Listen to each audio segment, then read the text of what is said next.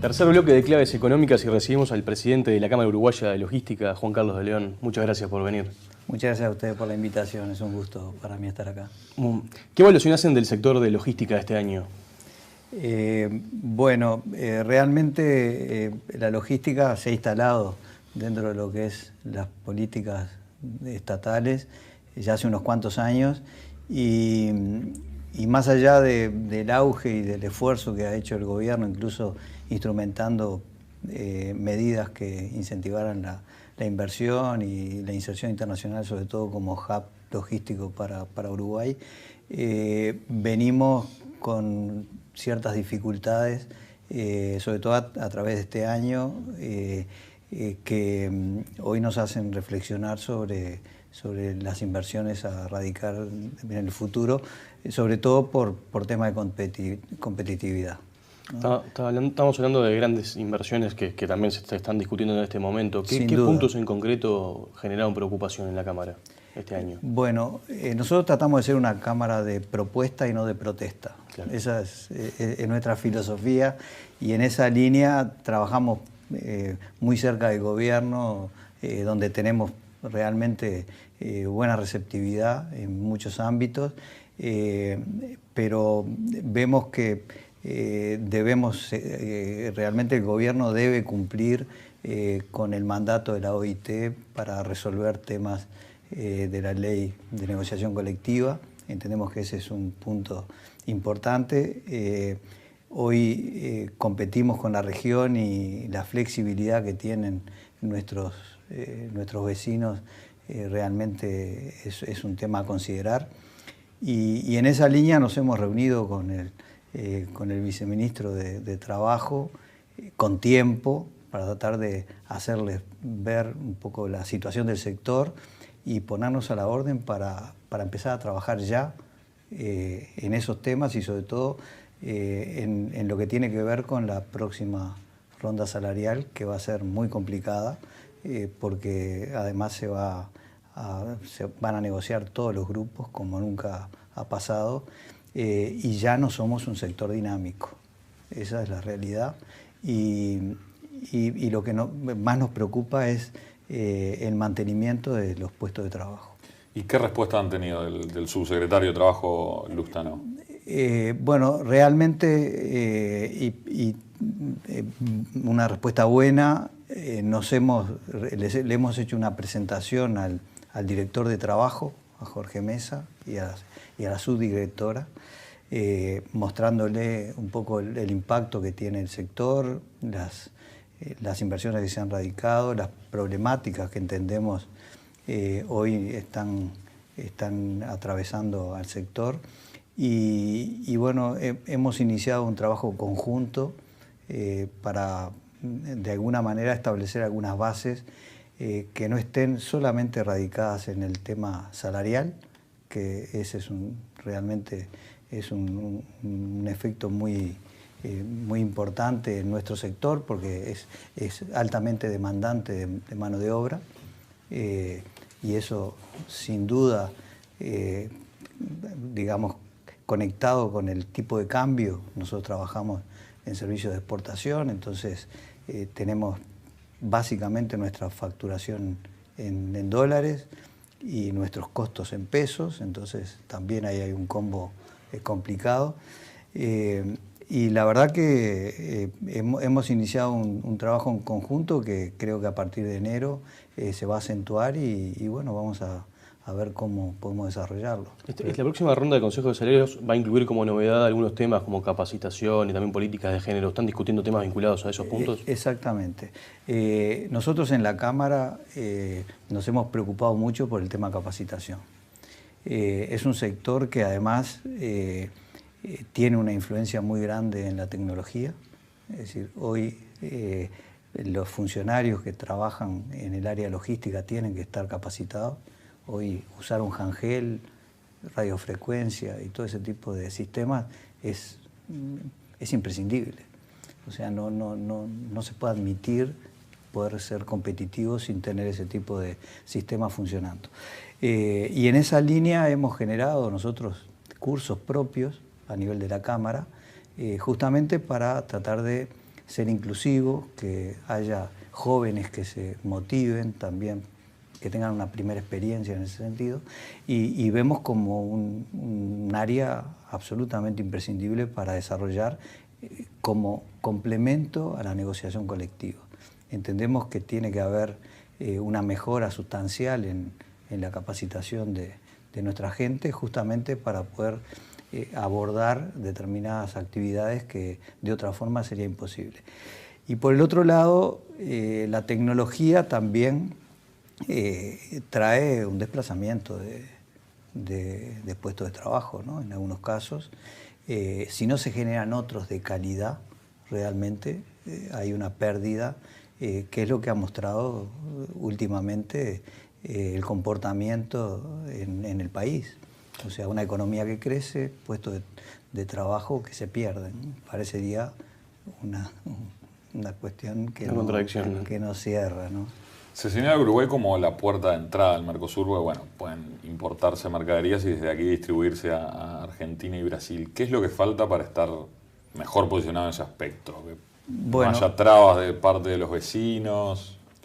Sí, bueno, ha mejorado, sinceramente. Argentina, que era realmente había bloqueado casi toda la posibilidad de comercio exterior, con el nuevo gobierno ha cambiado. Sin duda que hay, de todas formas, algunas barreras. Yo creo que la creación del Instituto Nacional de Logística ha sido un punto muy importante. Realmente el gobierno ahí creo que ha tenido un acierto muy grande, yo diría en un sector que logró consolidar su maduración. Hoy estar sentado el sector privado con el gobierno, con los distintos ministerios, con los representantes, y construir confianza, que me parece que es fundamental, ha sido posible. Y eso creo que ha sido fundamental. Hoy se trabaja mucho en lo que es la internacionalización, o sea, hoy realmente el Instituto se preocupa mucho por tratar de estar presente en ferias internacionales, de traer misiones de Alemania, de Bélgica, de España, o sea, tratar de Chinalac, ahora que se ha hecho últimamente en Punta del Este, y eso hace que conozcan el país, conozcan las alternativas, y realmente Uruguay tiene condiciones desde muchos puntos de vista. Desde el punto de vista a nivel de la legislación, ha trabajado muy bien el país en ese sentido, con puerto libre, aeropuerto libre, con la ley de zonas francas. Regímenes aduaneros que facilitan también. Que facilitan, que nos quieren copiar los vecinos, realmente, que ha sido muy interesante, ha traído flexibilidad para poder disponer de mercaderías y poder realmente exportar a la región. Y estamos muy cerca de los centros de consumo más importantes. Entonces, Uruguay tiene todas las condiciones como para crecer mucho más en un área que ha crecido mucho, pero tiene realmente la posibilidad de ampliar ese ¿Qué tan real es el plan de transformar a Uruguay en el centro de distribución regional de mercadería? ¿Qué tan lejos estábamos? ¿Qué se necesita para implementarlo? Bueno, yo creo que es una posibilidad cierta, sin duda. Hoy ya es para grandes marcas el centro de distribución regional. Como decía al principio, yo creo que tenemos que mejorar de alguna manera la flexibilidad laboral para poder ser competitivos, poder tener tarifas públicas que estén alineadas a la competitividad. Hoy tenemos el gasoil más caro de la región, tenemos una energía que es cara, a pesar de todo el esfuerzo que ha hecho el gobierno y los privados en un cambio de matriz energética que ha sido una realidad y que Argentina hoy empieza a hacerlo. Está detrás nuestro en ese sentido, pero sin embargo no ha llegado a que se cristalicen los valores de energía que el país necesita. Y en la logística impacta mucho lo que es el gasoil y lo que es la energía eléctrica. Entonces yo creo que ahí tenemos algunos drivers que si se ajustan nos pondrían en una posición mucho más ventajosa frente a la región. La única desventaja que tenemos es que tenemos un mercado pequeño y entonces tenemos que estar pensando en que cualquier instalación que se haga acá en Uruguay tenemos que tener buena conectividad para poder distribuir en la región. Ahora, ¿cómo evalúan el cambio que puede haber de operador portuario? Teniendo en cuenta que el puerto de Montevideo es uno de los principales actores en lo que se refiere a la logística. Yo creo que cualquiera que vaya a tomar la terminal, si es que se termina de concretar, cosa que ha sido lo que ha manifestado el grupo belga, que quiere salir de la terminal, va a ser beneficioso para el país. No tengo ninguna duda de que sea una línea marítima. Era con eso la pregunta. La consulta que tenía... Sea un operador, me parece que no va a ser en ningún caso una desventaja para el país. Yo creo que una muy buena línea internacional puede traer tráfico por Uruguay para la región, puede incrementar el volumen, y un operador, que hay operadores internacionales de mucho volumen, también pueden hacer lo mismo. Yo creo que puede ser una renovación del despertar de la terminal, a pesar de que el puerto está haciendo otras inversiones muy importantes y que en términos diría de mediano plazo va a tener una transformación muy importante. El hecho de generar el muelle D y que mañana se esté pensando que UPM puede tener su terminal en esa zona, desplazar a la zona de pesca, también el dique Sacos, en fin, poder generar una terminal fluvial fuera de lo que es el puerto de Montevideo, que le daría mayor capacidad para las operaciones. También. El proyecto de Punta de Sayago yo creo que está un poquito más lejos, porque estaba muy atado a lo que era la regasificadora. Yo creo que el fracaso... La semana pasada, Alberto Díaz hablaba acerca de la posibilidad de una terminal de contenedores, una nueva terminal de contenedores en la zona de Sayago. Sí, yo creo que está muy vinculado con una obra. Si Shell ahora retoma ese proyecto y de alguna manera lo impulsa, yo creo que ahí hay posibilidades. De lo contrario, el calado mismo, las condiciones operativas no son hoy las adecuadas y hay que hacer una inversión muy importante. Entonces yo creo que de la mano de otro proyecto ancla, como puede ser la regasificadora, sí, Punta de Sayago puede ser una alternativa. Juan Carlos de León, presidente de la Cámara Uruguaya de Logística. Hacemos una pausa y enseguida venimos con el cuarto bloque de Claves Económicas.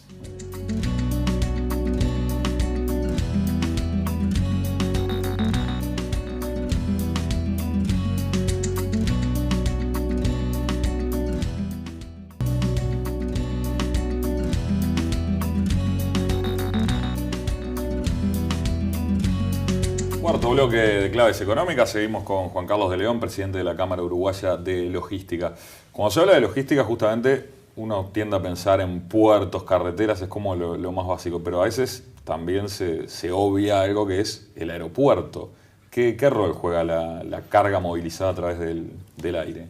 Bueno, el aeropuerto, dentro de esa lógica de aeropuerto libre, también ha sido realmente un elemento muy importante en el crecimiento del movimiento de cargas y sobre todo de atraer otro tipo de cargas que de alguna manera necesitan una conectividad absolutamente diferente a lo que puede ser una carga marítima. ¿Cómo cuál, por ejemplo? Bueno, yo creo que la industria farmacéutica básicamente ha puesto los ojos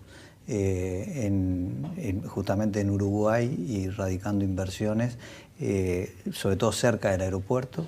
El proyecto de Megafarma, Zona Franca. Ahí se han radicado realmente inversiones muy interesantes, realmente un orgullo para el país, justamente basados en la posibilidad de conectividad. El aeropuerto mismo hizo una zona de farma, ¿no?, para tener una buena disposición logística para esa mercadería. Y yo creo que básicamente esos son los rubros más importantes. De todas formas, el país necesita aumentar esa conectividad a nivel de carga y pueden tener otro tipo, sobre todo a nivel de productos agropecuarios, de arándanos, en fin, hay una serie de rubros que que piden rapidez en el envío, y bueno, el aeropuerto realmente es un elemento clave para el desarrollo de estos negocios. O sea, en este caso podemos decir que la infraestructura estaría bien, es adecuada, faltaría un poco más hay de seriedad, hay mucha seriedad. Esto se ha implementado a través de muchos años y ha sido consistente realmente, hay un buen servicio, y entonces me parece que está todo dado para que siga creciendo, más allá de todo lo que ha ido creciendo y ha mejorado, ¿no? Hablábamos de los aeropuertos, pero también se ha hablado mucho recientemente acerca de los trenes y el rol que van a jugar luego de la inversión que se espera de UPM y bueno, también el proyecto de Ferrocarril Central que de alguna forma se encuentra vinculado. ¿Cuál es el rol que está jugando hoy este medio de carga y bueno, cuál es la expectativa? Bueno, el ferrocarril hoy tiene una participación absolutamente marginal, más allá de que es uno de los modos de transporte más importantes para cargas masivas y sobre todo para industrias como Lumín, por ejemplo, que está en Tacuarembó y que hace tableros y arroceros. Hay un montón de productos que son commodities en muchos casos y donde el valor del flete es muy importante. Puede sacar o no de un mercado. En todas partes del mundo el ferrocarril es el elemento dinamizador del transporte de cargas, ¿no? Y en Uruguay lamentablemente ha quedado muy retrasado. Con esta inversión que planifica UPM realmente es la oportunidad para que un ferrocarril central de alguna manera pueda permitir la conectividad con el puerto y también que otros productos puedan subirse a esa mejora. Pero en momentos en los cuales estamos hablando ya de transporte autónomo, la semana pasada la empresa Tesla presentó, por ejemplo, camiones eléctricos. ¿No se está apostando quizás un modelo antiguo con el ferrocarril o sigue teniendo...? No, yo creo que el ferrocarril tiene su importancia, no va a seguir la lógica de estas tecnologías que hoy ya están probadas y absolutamente funcionando y que hoy ya, digamos, nadie las discute, las aceptamos, pero yo creo que no va a desplazar una inversión de esta magnitud para el ferrocarril. Yo creo que en ese sentido es muy bueno para el país, de alguna manera permitiría no estresar el tránsito por carreteras, que eso hoy es un problema, con un mantenimiento tremendo como se necesita y con una flota que crecería de una manera que no sería lógico, más allá de lo que ha crecido el parque automotor. Entonces, yo creo que si para una inversión de esa naturaleza, con el diseño que está pensado, que tiene que salir por el puerto de Montevideo, se justifica muchísimo seguir apostando al ferrocarril. Más allá de las incidencias que puede tener en otros productos que también pueden beneficiarse digamos, de esta inversión. Recién hablaba de carreteras justamente. ¿Cómo es la situación hoy o cómo la evalúan ustedes y qué impacto tiene en el negocio de la logística? Muchísimo. Realmente el estado de las carreteras es fundamental, sobre todo en el tema de transporte que tiene un peso muy fuerte en lo que es la logística globalmente. Yo creo que ha mejorado, sin duda, hoy se puede percibir. Por supuesto, teníamos un retraso gigante en lo que tiene que ver con la inversión en obra pública y en este rubro en particular. El gobierno tuvo que ir buscando de alguna manera adecuar las PPP para que sean atractivas y que de alguna manera las opciones que había sobre la mesa se pudieran concretar. Creo que ha ido logrando ese objetivo y hoy si bien estamos bastante lejos del ideal, hay una mejora yo diría que en gran parte de la red, ¿no? Y con proyectos además en proceso que van a asegurar una mejora en el mediano plazo de la red sin discusión.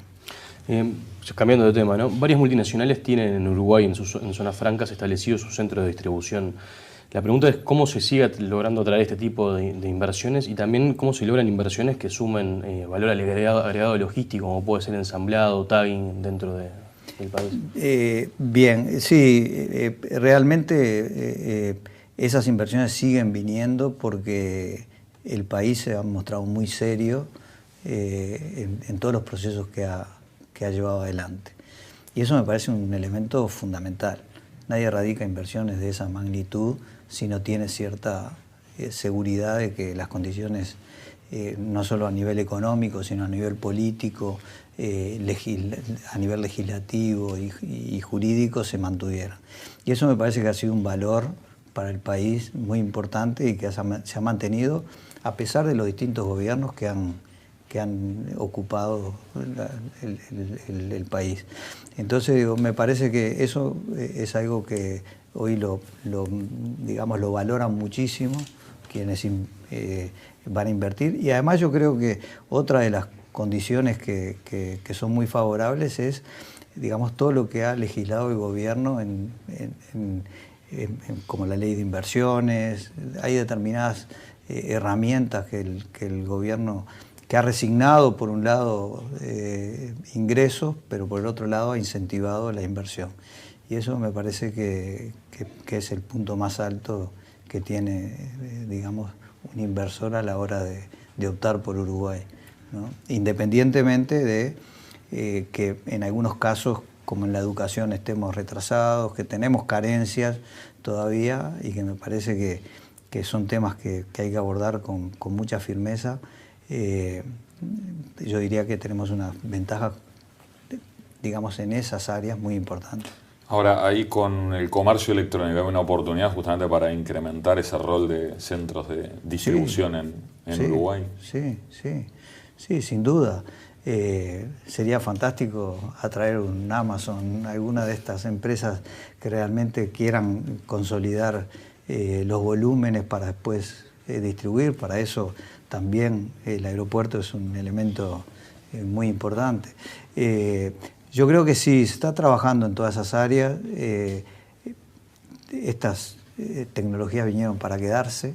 Hay que tratar de alguna manera asimilar negocios que estén alineados con eso. No va a desplazar la logística, digamos, tradicional, pero sí, de alguna manera, va a permitir generar otro tipo de negocios que hoy ni siquiera pensamos, ¿no?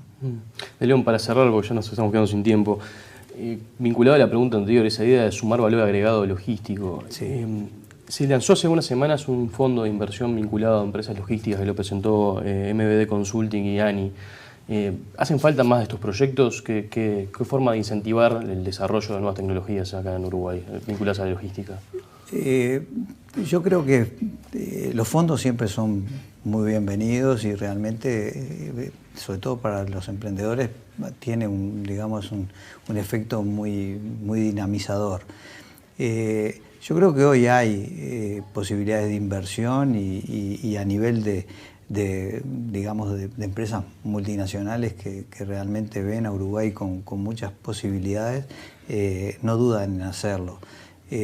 Por supuesto que es mucho más importante atraer inversiones que agreguen valor y que de alguna manera puedan generar que Uruguay se ubique dentro de esa cadena de abastecimiento mundial a efectos de erradicar en Uruguay una porción de ese negocio, como ha podido ser parte de la industria automotriz, como puede ser parte de la industria de la electrónica. Entonces yo creo que ese tipo de cosas, para eso las zonas francas han jugado un rol muy importante. Y eso pide después mano de obra calificada, ¿no? Muy calificada y con mucha preparación. Y creo que ese es un poco el gran desafío para poder tratar de mitigar esto que decíamos al principio, de que la economía crece y que los puestos de trabajo se pierden. Entonces, tratar de ir por esa línea. Juan Carlos de León, presidente de la Cámara Uruguaya de Logística, gracias por acompañarnos esta noche. Gracias a ustedes por la invitación. Hacemos una pausa y enseguida venimos con el último bloque de claves económicas y con las claves de la semana.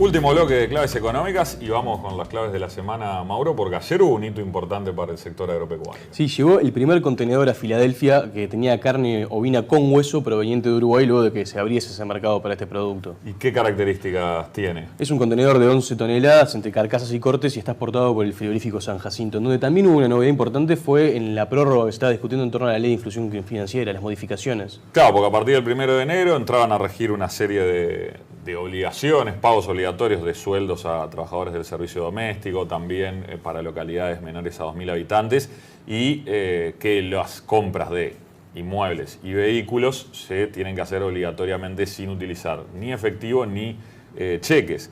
Ahora el Ministerio de Economía prevé emitir un decreto donde va a extender varios de esos plazos. Entre los cuales está también, por ejemplo, el pago por medios electrónicos a salarios de trabajadoras domésticas. Claro, ahí la prórroga va a incluir el cronograma de incorporación de estos pagos con medios electrónicos.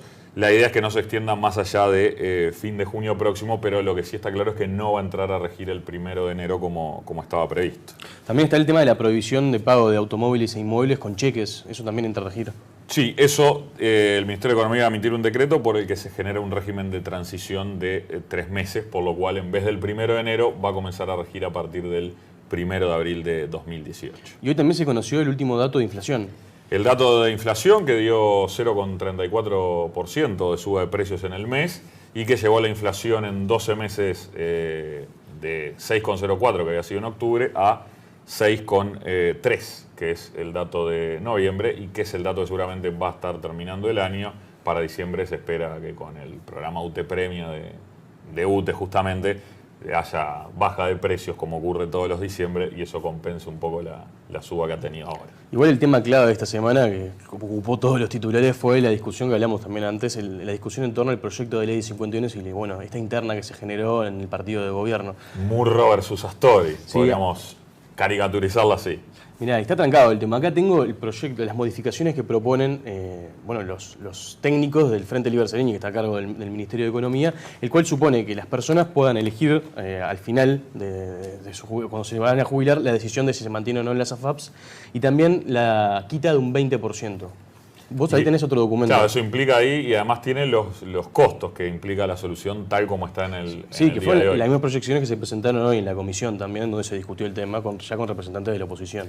Claro, el otro documento es este, que es de la Oficina de Planeamiento y Presupuesto y que tiene que ver con un estudio que hace sobre el impacto en la distribución del ingreso que tendría esta reforma si se aprueba tal como está, tal como vino el proyecto de ley del Poder Ejecutivo y que defiende el ministro de Trabajo, Ernesto Murro. Lo que dice este documento de la Oficina de Planeamiento y Presupuesto, que entra a terciar también en la discusión, es que si se aprueba tal como está, esto tiene un impacto regresivo, o sea, empeora la distribución del ingreso en ese colectivo de personas, de cincuentones. ¿Por qué? Porque los cincuentones más afectados son aquellos que tienen ingresos mayores a 50.000 pesos, con lo cual este proyecto, tal como está hoy, los estaría favoreciendo en detrimento de otros que tienen ingresos menores y que no tendrían mayores cambios de seguir en la AFAP. Dos documentos con información que seguro van a ser insumos de discusión esta semana en el Parlamento y también, me imagino, en el Ministerio. Hay que ver cómo se zanja esta discusión. Está ahí sobre la mesa la posibilidad de una renuncia de los integrantes del equipo económico. Se ha manejado en diversos ámbitos, por ahora se ha negado. Pero veremos qué pasa con la aprobación de Y seguramente será un tema que abordaremos en el próximo Claves Económicas dentro de 7 días. Nosotros hasta aquí llegamos por hoy y los invitamos a vernos mañana en Off the Record, como siempre, con todo el equipo de NSTV. Y con Claves Económicas la semana que viene o por nsnow.com.uy, donde están todos los programas de NSTV. Hasta la semana que viene.